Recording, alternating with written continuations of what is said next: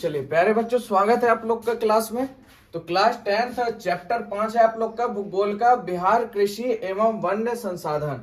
और इसका भी हमको तीन से चार खंड बिहार के बारे में भी स्पेशल पढ़ना है। और ये चैप्टर ही आपका 5 जो चैप्टर है ये पूरा बिहार स्पेशल पे आधारित है। तो चलिए स्टार्ट करते हैं। आप लोग को या सभी को पता है यहाँ पे कि बिहार एक कृषि प्रधान राज्य है और यहाँ की 80% आबादी जो है कृषि पर निर्भर करती है, यानी खेती पथारी पर अपना जीवन यापन करती है। और अगर बात करें फसलों की तो यहाँ 4 फसलें उगाई जाती हैं, भदई, अगहनी, रबी एवं गर्मा लगाई जाती है। ठीक है, तो बिहार में 4 फसलें होती हैं। कौन कौन सी? भदई, अगहनी, रबी एवं गर्मा। ठीक है, तो सब के बारे में एक एक करके हम लोग बात जान लेते हैं। सबसे पहले भदई की बात करते हैं, जिसको ऑटम कहा जाता है। तो इसका मतलब क्या होता है, इसके बारे में हम लोग जानते हैं। तो इसकी शुरुआत की बात करें तो मई जून से होती है इसकी शुरुआत, यानी भदई की शुरुआत आपकी मई जून से शुरू होती है और अगस्त सितंबर में इसकी कटाई कर ली जाती है। यानी भैया मई जून में आप इसकी बुनाई शुरू होती है और अगस्त सितंबर में इसकी कटाई कर ली जाती है। जैसे में आपका भदई धान हो गया, ज्वार हो गया, बाजरा हो गया, मकई हो गया आदि। आगे अगहनी, यानी जिसे विंटर कहते हैं इंग्लिश में। तो यह फसल मध्य जून से अगस्त तक लगाई जाती है, यानी जून से अगस्त, आधे जून से अगस्त तक लगाई जाती है और नवंबर दिसंबर में काट ली जाती है। जैसे में आपका धान हो गया, ज्वार हो गया, बाजरा, अरहर, गन्ना आदि। अगले और देखिए यहाँ पे एक पॉइंट और है, कभी कभी एग्जाम में घुमा के पूछता है, अगहनी फसलों को खरीफ फसल भी कहते हैं। याद रखिएगा, अगहनी फसलों को खरीफ फसल भी कहते हैं। ठीक है, आगे बात करते हैं रबी फसल। रबी यानी स्प्रिंग। तो इस फसल को अक्टूबर नवंबर के मध्य में लगाया जाता है। अक्टूबर से नवंबर के मध्य में लगाया जाता है और अप्रैल में काट लिया जाता है। तो इसमें कौन कौन सी फसलें आ जाती हैं? तो गेहूं, जौ, दलहन, तिलहन आदि। यानी गेहूं जो आता है, साथ ही साथ दाल की जितनी भी सामग्री है वो दलहन इसमें आ जाता है, तेल की जितनी भी है वो तिलहन में आ जाता है। अगला है चौथा आपका गर्मा यानी समर। तो इसमें ज्यादातर सब्जियां उगाई जाती है, जैसे तरबूज हो गए, खरबूजा हो गया, इन सब की खेती इसमें ज्यादा की जाती है ना। तो ग्रीष्मकालीन सब्जियां उगाई जाती है। आगे बात करते हैं बिहार में किस प्रकार की खेती की जाती है। तो याद रखिएगा, बिहार में गहन खेती की जाती है। यहां से भी क्वेश्चन आता है। तो बिहार में किस प्रकार की खेती की जाती है? तो बिहार में गहन खेती की जाती है। चलिए आगे बात करते हैं खलान फसलें की, यानी फूड क्रॉप्स की, जिसमें सबसे पहला हमारा धान आ जाता है। तो देखिए धान की बात करें तो उत्तरी पूर्वी भाग में आपकी भदई धान की खेती की जाती है, जबकि अगहनी धान की खेती आपके पूरे राज्य में की जाती है। तो पूछेगा भदई धान की खेती कहाँ कहाँ की जाती है? तो याद रखिएगा, उत्तरी और पूर्वी भागों में, और पूरे बिहार राज्य में आपके अगहनी धान की खेती की जाती है। आगे बात करते हैं धान का सबसे अधिक उत्पादन कहाँ होता है, इसके बारे में जानते हैं। तो देखिए धान का सबसे अधिक उत्पादन की बात करें, पश्चिमी चंपारण, रोहतास, औरंगाबाद में होता है। ठीक है, धान का सबसे अच्छा उत्पादन आपको कहाँ देखने को मिलेगा, यानी सबसे अधिक उत्पादन की बात करें, पश्चिम चंपारण पहले स्थान पे, दूसरे पे रोहतास, तीसरे पे औरंगाबाद। ठीक है, कभी कभी एग्जाम में रोहतास आ जाता है और ये तीनों ऑप्शन गायब रहते हैं। तो रोहतास आ जाए या पश्चिमी चंपारण आ जाए, तो याद रखिएगा पश्चिमी चंपारण और रोहतास ये सबसे आगे है धान की फसलों में। आगे बात करते हैं गेहूं की। तो गेहूं यह रबी फसल का मुख्य उत्पादन है। इसको किसमें जाना जाता है? रबी फसल में जाना जाता है, क्योंकि गेहूं की फसल जब भी होती है तो रबी में होती है। याद रखिएगा, यह एक रबी फसल है और इस फसल की बुआई आपको नवंबर दिसंबर में की जाती है और मार्च अप्रैल में काट लिया जाता है। ठीक है, मार्च अप्रैल में इसको काट लिया जाता है। तीसरी बात करते हैं हम लोग मकई की।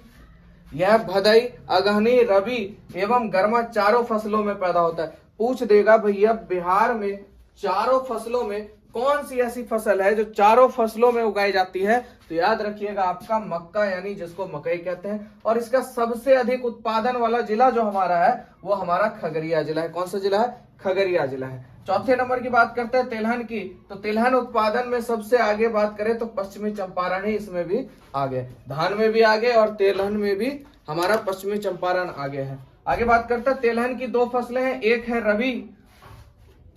तिलहन की 2 फसलें होती है, याद रखिएगा, एक रबी होती है और एक क्या होती है आपकी खरीफ होती है।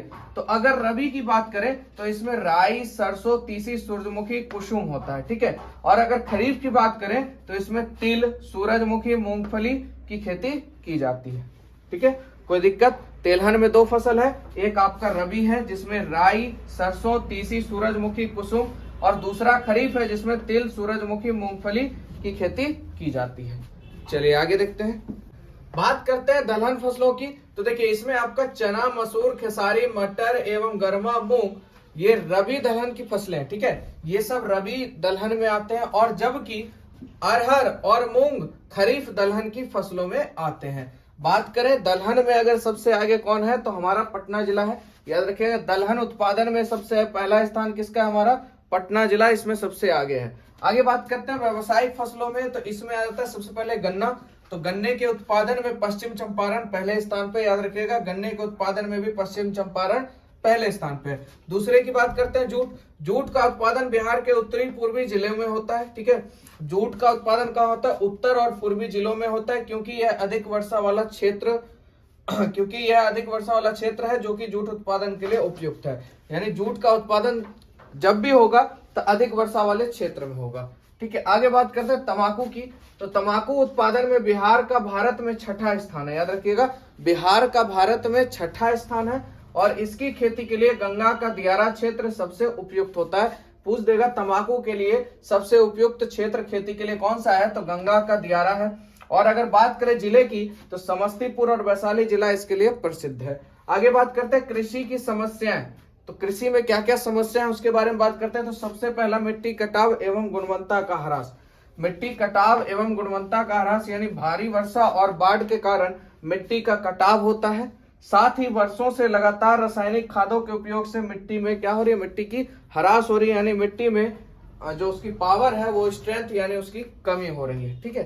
चलिए आगे देख लेते हैं।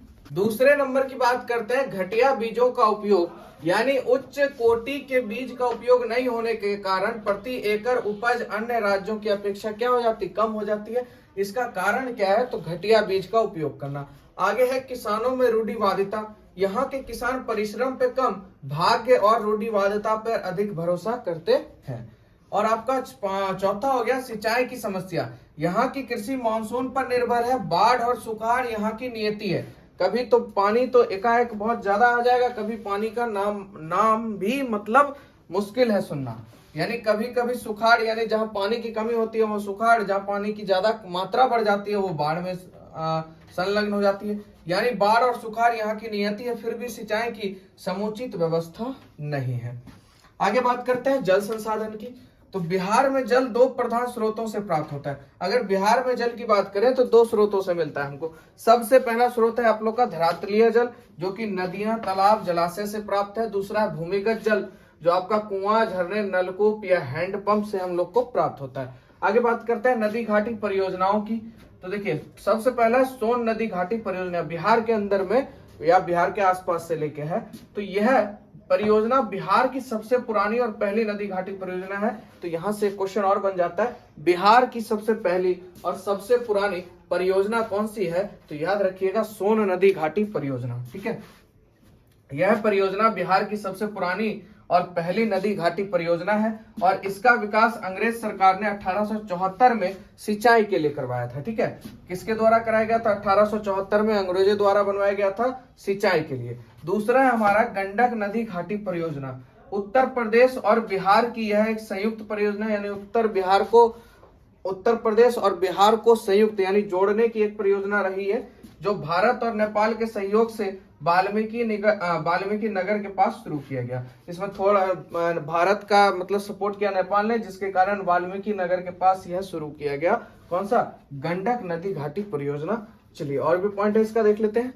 तो उसी गंडक परियोजना की बात कर रहे हैं। इस परियोजना द्वारा बिजली, सिंचाई तथा जल की आपूर्ति नेपाल को भी की जाती है। आगे बात करते हैं तीसरा कोसी नदी घाटी परियोजना। तो यह परियोजना नेपाल सरकार, भारत सरकार तथा बिहार राज्य की सामूहिक प्रयास का फल है। इसका मुख्य उद्देश्य नदी के बदलते मार्ग को रोकना है, उपजाऊ भूमि की बर्बादी पर नियंत्रण, भयानक बाढ़ से क्षति पर रोक और जल से सिंचाई का विकास करना, जल विद्युत उत्पादन करना, मत्स्य पालन करना आदि।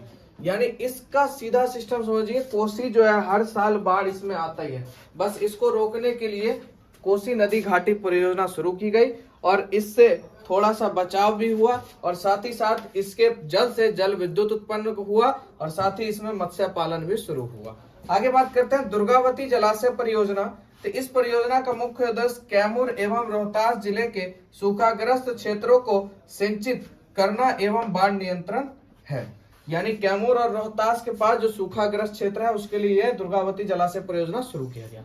आगे बात करते हैं वन संसाधनों की। तो बिहार के वनों को दो वर्गों में रखा जा सकता है। सबसे पहला आर्द्र पतझड़ वन और दूसरा इसके बाद देखेंगे। तो पहला कहता है इस प्रकार के वन दक्षिण पहाड़ी क्षेत्र एवं उत्तरी पश्चिम में भाग में पाए जाते हैं, जिसमें आपका सोमेश्वर दून में 917 वर्ग किलोमीटर क्षेत्र इसी वन का विस्तार है आपका। ठीक है, सोमेश्वर दून में 917 वर्ग किलोमीटर क्षेत्र में आपका आर्द्र पतझड़ वन का ही विस्तार है। और इस प्रकार के वनों के मुख्य रूप से, इस प्रकार के वनों में मुख्य रूप से मिसप्रिंट हो गया था। तो इस प्रकार के वनों में मुख्य रूप से आपको साल और शीशम के वृक्षों की प्रधानता देखने के लिए मिल जाएगी आर्द्र पतझड़ वन में। याद रखिएगा भैया, जल भी आपका दो प्रकार से निकल रहा है और वन जल संसाधन भी दो प्रकार से आ रहा है और वन संसाधन भी दो। चलिए लास्ट वाला देख लेते हैं पॉइंट। अब दूसरे की बात करते हैं शुष्क पतझड़ वन। तो देखिए बिहार पूर्वी मध्यवर्ती भाग तथा दक्षिणी पश्चिमी पहाड़ी भागों में इस प्रकार के वनों का विस्तार आपको देखने को मिलेगा। यानी पूर्वी मध्यवर्ती भाग और दक्षिण पश्चिम पहाड़ी भाग में आपको इस तरह के शुष्क पतझड़ वन आपको देखने के लिए मिलेंगे। यहाँ के प्रमुख वृक्ष आपके खेर, बहेरा, पलाश, महुआ, शीशम, नीम आदि हैं। आगे बात करते हैं आर्द्र पतझड़ वन एवं शुष्क पतझड़ वन को 125 सेंटीमीटर वर्षा रेखा विभाजित करती है। यानी दोनों को पूछ देगा क्वेश्चन, आर्द्र पतझड़ वन और शुष्क पतझड़ वन को कितने सेंटीमीटर वर्षा रेखा विभाजित करती है। तो याद रखिएगा 125 सेंटीमीटर वर्षा रेखा विभाजित करती है। आगे बात करते हैं संजय गांधी जैविक उद्यान, जो कि पटना में है आपका। यह बिहार का इकलौता राष्ट्रीय उद्यान है। याद रखिएगा बिहार का इकलौता राष्ट्रीय उद्यान कौन सा है, तो संजय गांधी जैविक उद्यान, जो कि कहां पे आपका, पटना में। एक और प्रसिद्ध चीज है कांवर झील, जो प्रवासी पक्षियों का प्रमुख पड़ाव है। प्रसिद्ध पक्षी वैज्ञानिक डॉक्टर सलीम अली ने इसे पक्षियों का स्वर्ग कहा था। तो पूछ देगा पक्षियों का स्वर्ग किसे कहते हैं, तो कांवर झील को कहते हैं। किस महापुरुष ने कहा था, तो डॉक्टर सलीम अली ने कहा था। ठीक है, चलिए अब साथ ही साथ हम लोग अभ्यास प्रश्न भी देखते हुए चलेंगे। तो यहाँ पे कहता है बिहार में कितने प्रतिशत क्षेत्र में खेती की जाती है, 50, 60, 80, 36.5। चलिए बताइए बिहार में कितने प्रतिशत क्षेत्र में खेती की जाती है। तो क्षेत्र की बात हो रहा है, 80% जनसंख्या खेती करती है। क्षेत्र की बात हो रही है तो 60% याद रखिएगा। ठीक है, आगे अब बिहार की कितनी प्रतिशत जनसंख्या कृषि कार्य में लगी हुई है। देखिए सेम आगे अगला पॉइंट का क्वेश्चन, तो कितनी प्रतिशत जनसंख्या कृषि में लगी हुई है, तो इसका आंसर हो जाएगा 80। आगे है निम्न इनमें से कौन गन्ना उत्पादक जिला नहीं है। नहीं है पूछ रहा है, याद रखिएगा अगर पूछता तो आपका आंसर दूसरा होता। नहीं है तो इसमें कौन नहीं है, दरभंगा है गन्ना उत्पादक, पश्चिम तो आगे ही है, मुजफ्फरपुर भी आगे, एक सिर्फ रोहतास है जो गन्ना उत्पादन नहीं करता है, नाम मात्र का। तो आंसर हो जाएगा रोहतास। चलिए बिहार के जूट उत्पादन में पहला ऑप्शन कहता है वृद्धि हो रही है, गिरावट हो रही है, स्थिर है, या इनमें से कोई नहीं। तो जूट उत्पादन में क्या हो रही है, अभी गिरावट हो रही है, यानी ऑप्शन नंबर बी हो जाएगा। आगे है तंबाकू उत्पादन क्षेत्र कौन सा है आपका, गंगा का उत्तरी मैदान, गंगा का दक्षिणी मैदान, हिमालय की तराई या गंगा का दियारा। तो आप लोग को पता है तंबाकू उत्पादन क्षेत्र में सबसे आगे कहाँ का क्षेत्र है, गंगा का दियारा। और जिले की बात करें तो समस्तीपुर और वैशाली। ठीक है, आगे बात करते हैं हम लोग कोसी नदी घाटी परियोजना का आरंभ कब हुआ। कोसी नदी घाटी परियोजना का आरंभ कब हुआ, 1950, 1948, 1952, 1955। इसका सही उत्तर हो जाएगा 1955। आगे है गंडक परियोजना का निर्माण किस स्थान पर हुआ, बेतिया, मोतिहारी, वाल्मीकि नगर, छपरा। इन चारों में से क्या हो जाएगा, गंडक परियोजना की बात कर रहा है तो ये आपका वाल्मीकि नगर में स्टार्ट हुआ था। ठीक है, आगे है बिहार में नहरों द्वारा सर्वाधिक सिंचाई किस जिले में होती है, रोहतास, सिवान, गया, पश्चिमी चंपारण। फटाफट बताइए क्या हो जाएगा आंसर आप लोग का। बिहार में नहरों द्वारा सर्वाधिक सिंचाई अगर होती है कहीं भी तो रोहतास जिले में होती है। आगे है बिहार में कुल कितने अधिसूचित क्षेत्र में वन का विस्तार है, तो याद रखिएगा 6374 किलोमीटर। ठीक है, आगे बात करते हैं कुशेश्वर स्थान जिला। कुशेश्वर स्थान किस जिला में स्थित है, वैशाली, दरभंगा, बेगूसराय, भागलपुर। कुशेश्वर स्थान की अगर बात करें तो ये आपका दरभंगा में स्थित है। ठीक है, चलिए आगे देखते हैं। अगला प्रश्न है कांवड़ झील स्थित है कहाँ, फटाफट बताइए कहाँ हो जाएगा। तो ये बेगूसराय जिले में आपके स्थित है, ठीक है। आगे है संजय गांधी जैविक उद्यान किस नगर में स्थित है, तो ये आपका पटना में स्थित है, ठीक है। तो ये हो गया ऑब्जेक्टिव आप लोग का खत्म। आगे बात करते हैं लघु प्रश्न उत्तर ये की। तो देखिए पहला क्वेश्चन कहता है बिहार में धान फसल के लिए उपयुक्त भौगोलिक दशाओं का उल्लेख करें। तो धान की फसल के उत्पादन के लिए आवश्यक जलोढ़ मिट्टी, तापमान, वर्षा की मात्रा एवं श्रम इत्यादि बिहार में सभी उपलब्ध है ये सारी चीज। परिणाम स्वरूप यहाँ धान की बधाई, अगहनी एवं गर्मा तीनों फसलें उगाई जाती है, ठीक है। आगे बात करते हैं प्रश्न 2 की। बिहार में दलहन के उत्पादन एवं वितरण का संक्षिप्त वर्णन प्रस्तुत करें। तो बिहार में दलहन के अंतर्गत चना, मसूर, खेसारी, मटर, मूंग, अरहर, उड़द तथा कुर्थी का उत्पादन किया जाता है। इनमें चना, मसूर, खेसारी तथा मटर रबी फसल है, जबकि अरहर एवं मूंग आपकी खरीफ फसल में। आगे है तीसरा, ये सब पहले से आपको मैंने अभी समझा रखा है, प्रश्न उत्तर है तो देखते हुए चलिए एक बार, और इसको जिनको भी मन है लिखते, आराम से लिखते भी जा सकते हैं। कृषि बिहार की अर्थव्यवस्था की रीढ़ है, इस कथन की व्याख्या करें। बहुत बार क्वेश्चन बनाए यहाँ से। तो बिहार एक कृषि प्रधान राज्य है, यहाँ की लगभग 60% भूमि पर कृषि कार्य की जाती है और 80% आपको पता है कृषि पर निर्भर है। 60% भूमि पर कृषि की जाती है और 80% जनसंख्या निर्भर है। चलिए इसका आगे देख लेते हैं इधर हम लोग। जिस पर राज्य की 80% आबादी निर्भर करती है। झारखंड राज्य के अलग हो जाने के बाद खनिज एवं उद्योग का क्षेत्र बिहार से क्या हो गया, अलग हो गया। राज्य में कृषि ही अब महत्वपूर्ण रह गई और यहाँ भदाई, अगहनी, रबी एवं गर्मा की चारों फसलें उगाई जाती हैं। बिहार देश का तीसरा बड़ा सब्जी एवं सबसे बड़ा अमरूद एवं लीची उत्पादक राज्य है। इन कृषि उत्पादों पर ही यहाँ के विभिन्न उद्योग विकसित हैं, इसलिए निश्चित रूप से कृषि बिहार की अर्थव्यवस्था की रीढ़ है। चलिए आगे बढ़ते हैं अगले प्रश्न पर। अगला क्वेश्चन है नदी घाटी परियोजनाओं के मुख्य उद्देश्यों को लिखे। सबसे पहला बाढ़ नियंत्रण, दूसरा सिंचाई की सुविधा के लिए, तीसरा जल विद्युत उत्पादन के लिए, चौथा मत्स्य पालन के लिए, मछली पालने के लिए, और पांचवा मृदा अपरदन नियंत्रण को करने के लिए, ठीक है। पांचवा क्वेश्चन है बिहार के नहरों के विकास से संबंधित समस्याओं को लिखे। तो पहला भूमि अधिग्रहण की समस्या, दूसरा है निर्माण संबंधी समस्या, तीसरा है पूंजी का अभाव। चलिए अगला प्रश्न की बात करते हैं 6 की। बिहार के किस भाग में सिंचाई की आवश्यकता है और क्यों। तो गंगा के दक्षिण स्थित भाग की अधिकांश नदियां छोटा नागपुर पठार से निकलने के कारण बरसाती है। इन नदियों में सालों भर जल नहीं रहता है, साथ ही मानसूनी वर्षा भी काफी और निश्चित प्रकृति की है। भाई कभी पड़ा तो कभी नहीं पड़ा। चलिए और बचाव पॉइंट है उसको देख लेते हैं, क्वेश्चन देख लेते हैं, वो बचा हुआ देख लेते हैं। जबकि फसलों को पानी की आवश्यकता के समय जल उपलब्ध नहीं हो पाता है, इसलिए बिहार के दक्षिण भाग में सिंचाई की आवश्यकता है, ठीक है। यानी उत्तर में तो पानी हला, दक्षिण में इसकी कमी है। आगे है बिहार में वनों के अभाव के 4 कारणों को लिखिए। तो सबसे पहला बिहार विभाजन के पश्चात अधिकांश पहाड़ी एवं पठारी क्षेत्रों का झारखंड में चले जाना और बिहार की भूमि का कृषि कार्य के अनुकूल होना, ठीक है, भूमि का कृषि कार्य के अनुकूल होना। और तीसरा आपका विकास कार्यों के लिए विद्यमान वनों का कटाव हो रहा है, वन महत्व संबंधित जागरूकता की कमी है। आगे है सचेत में शुष्क पतझड़ वन की चर्चा करें। यहाँ से देखिए ये प्रश्न उत्तर आपके टोटल मैंने आपको जो भी उसमें है उससे मैंने बताया, ठीक है। बस इसको आप एक झलक पढ़िए एकदम ध्यान पूर्वक, आपका सभी जितना भी प्रश्न उत्तर है आप रूपी बन जाएगा। और प्रयास कीजिए जो नोट्स में लिखाता हूं आप लोग को, यानी शुरू का जो पहला संक्षिप्त में जो बताता हूं उसको अगर आप बढ़िया से समझ लेते हैं तो ये सब आपका क्लियर हो जाएगा, ठीक है। उसी बेसिस पे क्वेश्चन आता है, मेन वही बेस है आपका, ठीक है।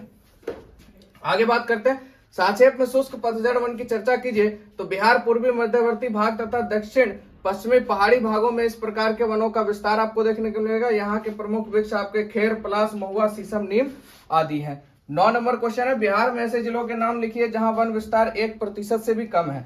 तो आपका नालंदा, खगड़िया, मधेपुरा, बेगूसराय, समस्तीपुर, मधुबनी, दरभंगा, मुजफ्फरपुर, वैशाली, पटना, बक्सर आदि।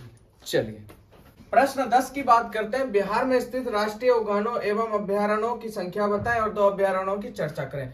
तो बिहार में 14 अभ्यारण्य और एवं 1 राष्ट्रीय उद्यान है। इन अभ्यारण्यों में बेगूसराय जिला के मंझौल अनुमंडल में कांवड़ झील उल्लेखनीय है और दूसरा दरभंगा जिला में कुशेश्वर स्थान में स्थित है, जहां वन्य जीव संरक्षण के कार्य किए जाते हैं। आगे बात करते हैं दीर्घ उत्तरीय प्रश्न में। पहला प्रश्न है बिहार की कृषि से संबंधित समस्याओं पर विस्तार से चर्चा करें। तो बिहार एक कृषि प्रधान राज्य है। यहाँ की 80% आबादी कृषि पर निर्भर करती है, परंतु यहाँ की प्रति हेक्टेयर उत्पादन भी उत्पादन भी काफी कम है कृषि के, और साथ ही कृषि के आने वाले जो समस्याएं हैं उसके बारे में हम लोग देख लेते हैं। कृषि के समस्याएं की बात कर लेते हैं। सबसे पहला मिट्टी कटाव एवं गुणवत्ता का ह्रास। तो भारी वर्षा और बाढ़ के कारण मिट्टी का कटाव होता है, साथ ही वर्षों से लगातार रासायनिक खादों के उपयोग से भी मिट्टी का ह्रास हो रहा है। दूसरा हमारा घटिया बीजों का उपयोग यानी उच्च कोटि के बीज का उपयोग नहीं होने के कारण प्रति एकड़ उपज अन्य राज्यों की अपेक्षा क्या है, कम है। और तीसरा हमारा किसानों में रूढ़िवादिता यानी यहाँ के किसान परिश्रम पे कम और भाग्य और रूढ़िवादिता पे अधिक भरोसा करते हैं। चलिए और देख लेते हैं आगे। आप लोग बढ़िया से आराम से उतार लीजिए प्रश्न। आपका सिंचाई की समस्या। यहाँ की कृषि मानसून पर निर्भर है, बाढ़ और सुखाड़ यहाँ की नियति है, फिर भी सिंचाई की समुचित व्यवस्था यहाँ पे नहीं उपलब्ध है। अगला प्रश्न है, बिहार में कौन कौन सी फसलें उगाई जाती हैं, किसी एक फसल के मुख्य उत्पादन की व्याख्या करें। बिहार जैसे कृषि प्रधान राज्य में 4 प्रकार की फसलें उगाई जाती हैं। पहला भदई यानी जून से सितंबर महीने के दौरान उगाई जाने वाली इस फसल में धान, ज्वार, बाजरा, मकई, जूट एवं सब्जियां शामिल है। दूसरा अगहनी जून अगस्त से शुरू होकर नवंबर दिसंबर तक उगने वाली इन फसलों में धान, ज्वार, बाजरा, अरहर, गन्ना प्रमुख हो जाता है। तीसरा है आपका रबी, अक्टूबर नवंबर से लेकर मार्च अप्रैल तक पैदा की जाने वाली फसल है, जो गेहूं, जौ, दलहन और तिलहन इसमें शामिल है। गर्मा यानी गर्मी के दिनों में अल्पावधि में उगाई जाने वाली फसलें इसमें शामिल है, जिसमें धान, खीरा, ककड़ी, सब्जी उपजी जितना भी चीज है, खरबूज आदि शामिल है। इस फसलों के अंतर्गत धान की खेती महत्वपूर्ण है। बिहार में धान की फसल तीनों कृषि मौसमों में प्राप्त की जाती है। राज्य के उत्तर पूर्वी भाग में भदई धान की खेती की जाती है, जबकि पूरे राज्य में अगहनी धान की खेती की जाती है। चलिए आराम से देख लीजिए आप लोग। चलिए आगे देख लेते हैं इसका। और धान उत्पादन की दृष्टि से पश्चिमी चंपारण, रोहतास और औरंगाबाद आपके प्रमुख हो जाते हैं। अगला प्रश्न है तीसरा, भारत की मुख्य नदी घाटी परियोजनाओं का नाम बताएं और सोन अथवा कोसी परियोजना के महत्व पर प्रकाश डालें। तो देखिए सभी के बात करते हैं, तो सब पहला हो जाएगा सोन नदी घाटी परियोजना, जो सबसे पुरानी परियोजना है, सबसे पहली है बिहार की। उसके बाद दूसरी है कोसी नदी घाटी परियोजना, तीसरी गंडक नदी घाटी परियोजना, चौथा आपका दुर्गावती जलाशय परियोजना, पांचवा आपका बागमती परियोजना। आगे इन परियोजनाओं में कोसी नदी घाटी परियोजना उल्लेखनीय है। उत्तर बिहार में इसे शोक के नाम से प्रसिद्ध है, यानी बिहार का शोक किसे कहा जाता है, तो कोसी नदी को कहा जाता है। बहुत बार क्वेश्चन इससे बना हुआ है, ठीक है, याद रखिएगा। बिहार का शोक किसे कहा जाता है, शोक नदी, तो कोसी नदी को कहा जाता है। नेपाल सरकार, भारत सरकार तथा बिहार सरकार के सामूहिक प्रयास कर आधारित यह परियोजना शुरू हुई है, जिसे बहुउद्देशीय परियोजना का रूप दिया गया है। यह परियोजना कई चरणों में पूरी की गई है। पहले चरण के दौरान बिहार नेपाल की सीमा पर स्थित हनुमान नगर स्थान पर बैरेज बनाया गया और नदी के दोनों ओर तटबांध का निर्माण किया गया। इसी चरण में नदी के दोनों ओर 240 किलोमीटर लंबे बाढ़ नियंत्रण बांध का निर्माण किया गया, ठीक है। तो ये था आपका परियोजना के बारे में। अगला प्रश्न, लास्ट प्रश्न, बिहार में वन्य जीवों के संरक्षण पर विस्तार से चर्चा करें। तो बिहार के कुल क्षेत्रफल के मात्र 7% भूमि पर वन का विस्तार पाया जाता है। बिहार में याद रखिएगा 7% भूमि पर ही वन का विस्तार पाया जाता है, ठीक है। चलिए आगे देख लेते हैं इसका। आगे यहाँ मुख्य रूप से आपको पतझड़ प्रकार के वन देखने के लिए मिलते हैं तथा उसी के अनुरूप वन्य जीव भी पाए जाते हैं। वनों के विनाश के कारण ऐसे क्षेत्रों में के जीव भी नष्ट हो चुके हैं, ठीक है, जो जहाँ के वन में पाए जाते हैं। फिर भी आज पर्यावरण संतुलन तथा जैव विविधता की दृष्टि से बिहार में वन्य जीवों के संरक्षण के लिए 14 अभ्यारण्य एवं एक राष्ट्रीय उद्यान है, जो कि पटना में आप लोग का है ना, पटना स्थित संजय गांधी जैविक उद्यान। ये आपके 980 एकड़ में विकसित राष्ट्रीय उद्यान है, ठीक है। और यहाँ जैव विविधता को बनाए रखने के लिए कई पशुओं पक्षियों को कृत्रिम रूप से उनके निवास योग्य वातावरण तैयार कर संरक्षित रखा गया है। इनमें आपका उभयचर जीव हो गया, सरीसृप जीव, मांसाहारी एवं शाकाहारी जीव तथा विभिन्न प्रकार की पक्षियों को भी इसमें शामिल किया गया है आपके पटना स्थित संजय गांधी जैविक उद्यान में, ठीक है। तो चलिए चैप्टर हो गया खत्म आप लोग का। चैप्टर कैसा लगा, अगर वीडियो अच्छा लगा हो तो लाइक करें, चैनल को सब्सक्राइब करें और दोस्तों में जरूर शेयर